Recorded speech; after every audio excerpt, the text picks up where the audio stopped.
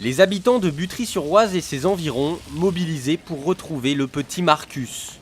Dimanche après-midi, ils étaient près de 1000 volontaires à ratisser la forêt de l'Isle-Adam. C'était important parce que ça peut arriver à notre enfant, donc c'était très important pour ça, quoi.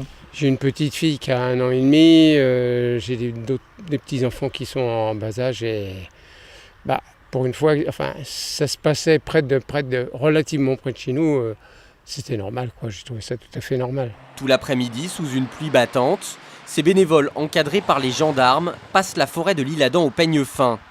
La surface à quadriller est vaste, près de 1500 hectares. La boue, les broussailles, il n'y a pas de passage, il n'y a rien, il faut se faire son petit passage, quoi. Y a pas de... Mais bon, il faut y aller. On est trempés, on a froid et puis voilà. Mais vous êtes quand même là? Oui, pour la famille, quoi.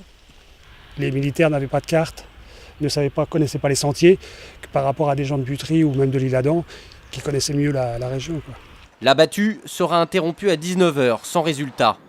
Depuis la disparition de Marcus, tous les habitants de Butry et des communes voisines s'unissent pour aider la famille et les équipes de recherche.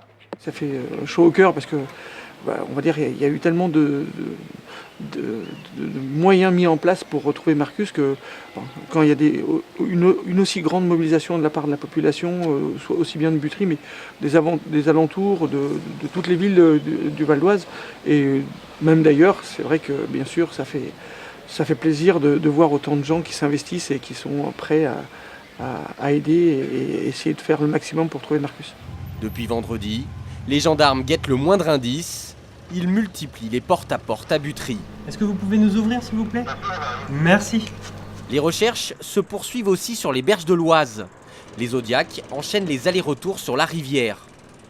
Les gendarmes concentrent leurs recherches entre Butry, lieu où a disparu Marcus, et l'écluse de Pontoise. La zone fait au total 10 km. Un dispositif est même maintenu la nuit.